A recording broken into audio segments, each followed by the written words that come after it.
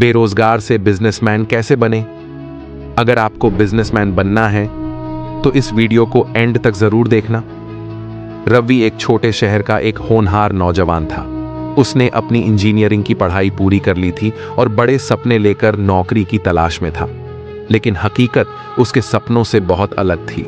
हर जगह से सिर्फ एक ही जवाब मिलता, आपको अनुभव नहीं है। समय बीतता गया और घर की आर्थिक स्थिति बिगड़ने लगी। पिता की रिटायरमेंट के बाद घर का पूरा खर्च रवि के कंधों पर था। नौकरी न मिलने की वजह से वह मानसिक रूप से टूटने लगा था, लेकिन उसने हार नहीं मानी। एक नया रास्ता, बिजनेस की शुरुआत। एक दिन रवि बाजार में घूम रहा था।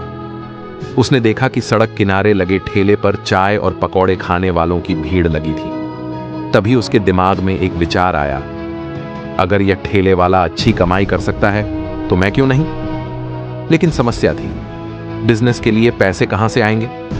घर की हालत पहले से खराब थी। फिर भी उसने हिम्मत नहीं हारी और अपनी मां से कुछ पैसे उधार मांगे। मां ने अपने गहनों से 5,000 रुपए देकर कहा, बेटा हौसला रखना, मेहनत कभी बेकार नहीं जाती।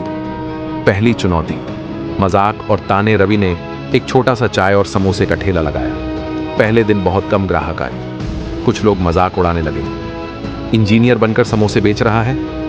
लेकिन रवि ने ध्यान नहीं दिया और अपने काम पर फोकस किया। उसने अपने समोसे और चाय के स्वाद को खास बना दिया। धीरे धीरे उसकी दुकान पर लोगों की भीड़ बढ़ने लगी। उसने चाय प्लस समोसा कॉम्बो ऑफर निकाला, जिससे ग्राहकों की संख्या और बढ़ गई। पहली सफलता और आगे का सफर। रवि को बिजनेस की समझ आने लगी थी।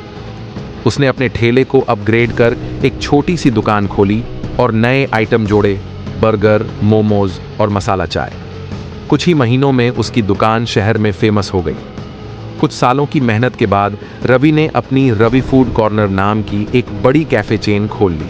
अब वह सिर्फ एक छोटा दुकानदार नहीं, बल्कि एक सफल बिजनेसमैन बन चुका था।